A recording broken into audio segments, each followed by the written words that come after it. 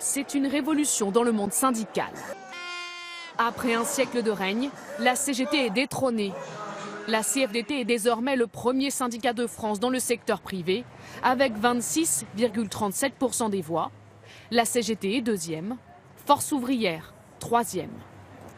Pour Laurent Berger, patron de la CFDT, cette victoire récompense un syndicat réformiste, toujours prêt à dialoguer.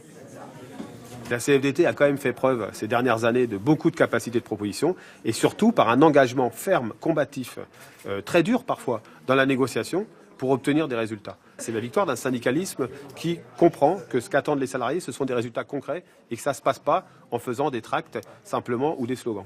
Une ligne initiée par Nicole Notat et François Chérec à la fin des années 90, parfois difficile à tenir.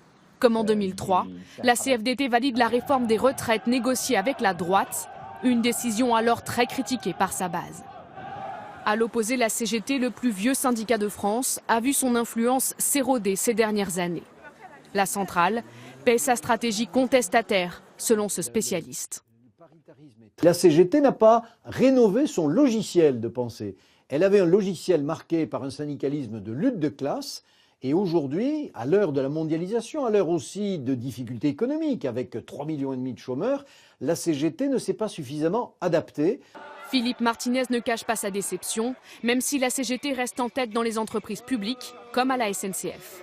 Quand on conjugue les résultats dans le privé et dans le public, la CGT est première organisation syndicale de salariés dans ce pays. Cette mesure de la représentativité des syndicats est valable pour les 4 prochaines années.